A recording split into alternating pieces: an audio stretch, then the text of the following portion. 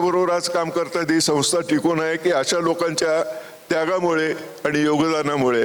माझे विलास रायकर मित्र आहेत, रजनीकांत, असे इतके लोक होते की त्यांनी सुरुवातीपासून जी साथ दिली ती शेवटपर्यंत लाभली आणि त्यांच्या सगळ्यांच्या सहकार्याने आज मेलडी मेकर्स या शिखरावर आहे. आज माझा मुलगा प्रवीण आज माझ्याबरोबर 30 वर्ष या फील्डमध्ये आहे.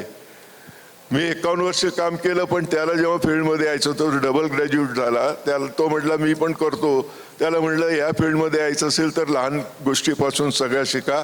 त्याला sound operating, light operating, music, keyboard, guitar, bass guitar, drums सगळं यायला पाहिजे म्हटलं. आणि मुख्य म्हणजे त्याला हेवी व्हेकलचं लायसन्स काढायला लावलं की ड्रायव्हर वाटेत जर आजारी पडला आणि दौरा असला तर गाडी चालवता यायला पाहिजे. तर तो आज सगळं व्यवस्थित पाहतोय. आम्ही फक्त त्याच्यामध्ये काय गायडन्स करायचं असेल तेवढं करतो. पण हा असा प्रवास चाललेला आहे. लोकांनी साथ दिली तर हा अजूनही प्रवीण आमचा तो प्रवास पुढे चालू ठेवेल. कलाकारांची साथ, रसिकांची दाद हेच कलाकारांचं जीवन आहे. धन्यवाद. हॅलो. अतिशय खूप समर्पक असं मनोगत पुरस्काराला उत्तर म्हणून माननीय अशोक अंकलने केले. कारण बोलले इतुके की न बोलवे काही, बोलले इतुके की न बोलवे काही, मनीच्या भावना तरी मनी राही. इतका छान असा त्यांचा हृदय सोहळा इथे संपन्न झाला. आणि त्यांना पहिल्या दिवसापासून बालगंधर्वशी असलेली जोडलेली नाळ ते आजच्या दिवसापर्यंतचा छान घेतलेला त्यांनी आढावा एकदा जोरदार टाळ्यांचा कडकडाट त्यांच्यासाठी व्हायला हवा. आणि यानंतर आपण जेव्हा मान्यवरांना निमंत्रित करतो तेव्हा त्यांचं मनोगत ऐकणं आपल्यासाठी पर्वणी असते. इतकं सगळा मी इतिहास सांगितला. पण मेलडी मेकर्स सुरू करताना त्याच्या आधी जे मी वाद्य संगीत शिकलो ते पहिलं वाद्य माझं होतं बुलबुल तरंग. आणि ते वाद्य कसं आलं की आमच्या इथं आजोबांना भजनाची आवड होती. त्यांच्या एका रूममध्ये त्यांनी भजन रूम ठेवली होती. हार्मोनियम, सतार, तबला, त्यांच्याकडं भजन गायला आणि वाजवायला एक गुरुजी यायचे आणि तेही स्वतः आजोबा गात होते. ते बुलबुल तरंग मी शिकलो. तर पहिलं गाणं जे मी शिकलो सारे गम शिकून झाल्यानंतर तर पांडुरंग ध्यानी पांडुरंग मनी, त्या पांडुरंगाचीच कृपा आहे. धन्यवाद.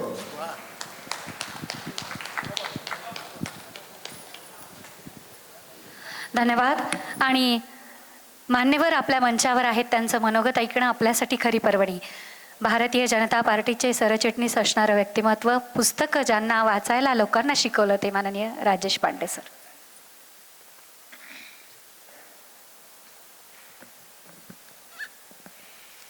व्यासपीठावर आणि व्यासपीठासमोर बसलेली या क्षेत्रातली एवढी कर्तृत्ववान आणि मान्यवर मंडळी बसली आहे आणि माझ्या विचारांची पर्वणी आहे म्हणजे मला फारच अजून वाटायला लागलंय.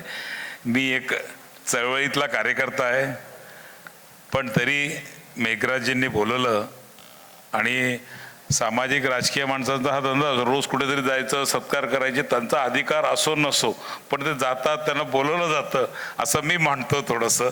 पण तरी तुम्ही मला बोलवलं त्याबद्दल आभार.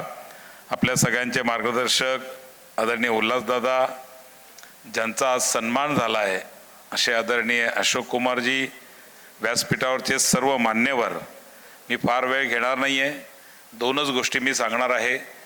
पहिले मी माननीय अशोक कुमारजींना अशी एक विनंती केली बसल्या बसल्या की एवढा 50 वर्षाचा अनुभव आणि 85व्या वर्षी पण तेवढाच जोश आपल्यात आहे, या सगळा जर तुम्ही पुस्तक रूपाने शब्दबद्ध केला तर आम्ही पुणे पुस्तक महोत्सवामध्ये पुस्तक प्रकाशित करू आणि छापूनही आणू.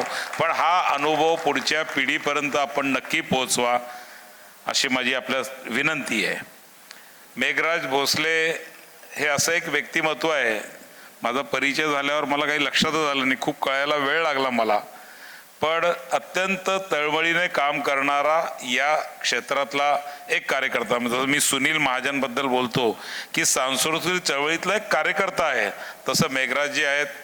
मेघराजजी, आपण जे मगाशी भाषणात म्हटला की बालगंधर्वचं पुनर्निर्माण आणि पुनर्वैभव हे नीट सांभाळून आणि आम्हाला विश्वासात घेऊन केलं पाहिजे, ते तर नक्की करू, सगळे मिळून करू. आपले परशुराम वाडेकरजी या ठिकाणी माननीय उपमहापौर आलेले आहेत अधिकृत, ते सगळ्या विषयातला पुढाकार घेतील. पण मी जेव्हा चित्रपट महामंडळाच्या निवडणुकीकडे बघितलं, थोडंसं आपण चर्चा झाली, तर मी त्या संस्थेचं पोटेन्शियल बघितलं. मी त्यांना म्हटलं की इतकी ताकद या संस्थेमध्ये आहे, इतकं पोटेन्शियल या संस्थेमध्ये आहे, इतकी स्कोप या संस्थेला आहे. त्यामुळे आता आपल्याला निर्विवाद बहुमत मिळालेलं आहे, पूर्ण काय 100% शेलारजी.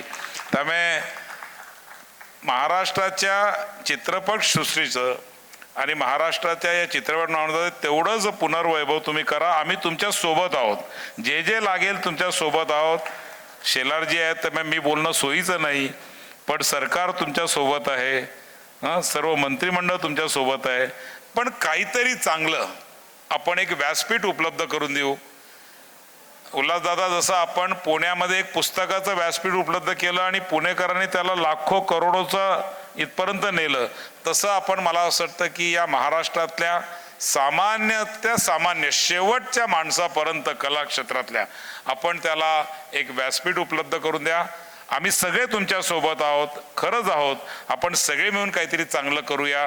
मी खूप खूप शुभेच्छा देतो. ज्यांना आज पुरस्कार मिळालेला आहे त्यांचं खूप मनापासून अभिनंदन करतो.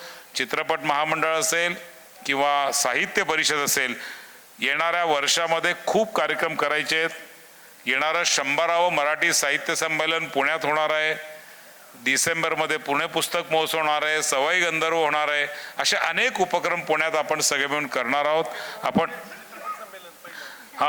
फेब्रुवारीमध्ये चित्रपट महोत्सव सुद्धा आपण करणार आहोत. या पहिलं पुण्यातच करणार आहात.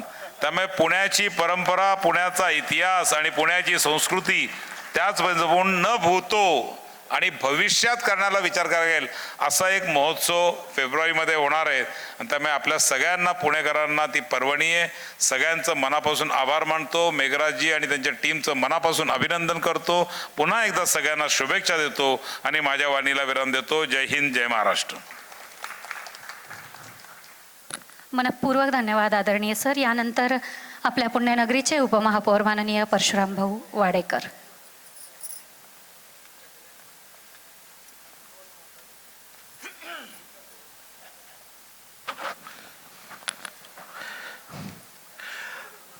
नमस्कार. आज बालगंधर्व परिवार पुणे व पुणे महापालिका आयोजित अलविदा मोशन एंटरटेनमेंट्स प्रस्तुत 98वा बालगंधर्व महोत्सव हा कार्यक्रम या ठिकाणी संपन्न होत आहे. या कार्यक्रमासाठी उपस्थित ज्यांची बिनविरोध निवड झाली मराठी चित्रपट महामंडळावर, ते आदरणीय मेघराज राजे भोसले, तसेच आदरणीय ज्यांना या वर्षीचा पुरस्कार प्राप्त झाला ते आदरणीय अशोक कुमार सराफ साहेब, आमचे मार्गदर्शक उल्हासदादा पवार साहेब, आदरणीय राजेशजी पांडे, आदरणीय माझे मित्र महाराष्ट्राचे लाडके गायक आनंदजी शिंदे, तसेच संजयजी चोरड्या साहेब, दीपाली कांबळेताई, राज काजी, सुनील महाजन, ॲडव्होकेट मंदार जोशी, सुशांत शेलार साहेब, आणि ज्या मान्यवरांना पुरस्कार भेटला ते कला क्षेत्रातील, साहित्य क्षेत्रातील, पत्रकार क्षेत्रातील सर्व मान्यवर ज्यांना पुरस्कार मिळाला त्यांचं सर्वांचं मी मनापासून अभिनंदन करतो. आणि या ठिकाणी मेघराज भोसले हे गेले अनेक दिवस, अनेक वर्ष बालगंधर्व रंगभूमीच्या या वर्धापन दिनानिमित्त कार्यक्रम घेत असतात, पुरस्कार घेत असतात. आत्ताच अशोक सराफ साहेबांनी मेलेडी मेकर्स सगळा इतिहास सांगितला. मी खूप लहान कार्यकर्ता आहे, पण जेव्हा मेलेडी मेकर्स हाऊसफुल होत होतं तेव्हा त्या हाऊसफुल थिएटरमध्ये मी ब्लॅकनी तिकीट घेऊन हा मेलेडी मेकर्स बघितला आहे. कारण की तिकीट अगोदरच फुल व्हायचे ऑर्केस्ट्राचे. आणि मेलेडी मेकर्स म्हणले की सगळे शो मग पुण्यातला कुठल्याही थिएटरला, एक तर नेहरू मेमोरियल हॉलला प्रोग्राम व्हायचे या बालगंधर्वला. परंतु आम्ही गाण्याचे जरा हे असल्यामुळं जायचो, पण तिकीट भेटायची नाही. एवढा फेमस मेलेडी मेकर्स हा ऑर्केस्ट्रा असायचा. आज त्यांना पुरस्कार दिला त्याबद्दल मी पुणे महापालिकेच्या वतीने त्यांचं मनापासून कौतुक करेल, त्यांना मनापासून शुभेच्छा देईल, त्यांचं अभिनंदन करेल आणि त्यात सगळ्याच मान्यवरांना त्यांचं अभिनंदन करेल. खरं म्हणजे मी गेल्या आठवड्यात याच बालगंधर्व रंगमंदिराच्या एका कार्यक्रमाला आलो होतो. त्यामध्ये इथे एक स्क्रीन लावली होती आणि चित्रपट महोत्सव काहीतरी त्या मित्रांनी केला होता. मराठी भाषा टिकली पाहिजे, मराठी रंगभूमी टिकली पाहिजे, ही भावना आपल्या सर्व महाराष्ट्रीय नागरिकांची, आपल्या सर्वांची एक कलावंताची आहे. आणि म्हणून आज मराठी भाषा, मराठी चित्रपट, मराठी नाट्यभूमी, मराठी नाटकं ही टिकली पाहिजे. मागणी होते की आता बालगंधर्व रंगमंदिरामध्ये सुद्धा चित्रपट दाखवायला परवानगी द्यावी, कारण की थिएटर मिळत नाही आहे. बरेचसे थिएटर बंद झालेले आहेत. मराठी चित्रपटासाठी थिएटर उपलब्ध होत नाहीत.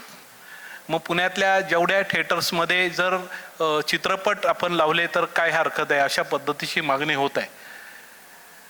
अशी जेव्हा मागणी होते तेव्हा नक्की असं वाटतं की जे मोठे थिएटर्स आहेत त्याच्यामध्ये मराठी चित्रपटाला किंवा थिएटर्स उपलब्ध होत नाही आहे. अशा वेळेस आपले जे बालगंधर्व सारखे थिएटर्स आहेत त्यामध्ये चित्रपट दाखवावेत, मराठी चित्रपट दाखवावेत अशी मागणी होते. त्यावेळेस मी त्यांना सांगितले की काय हरकत नाही, ही चांगली गोष्ट आहे. आणि आज साऊथमधले चित्रपट, तुम्ही साऊथचे चित्रपट बघितले की ते भारतामध्ये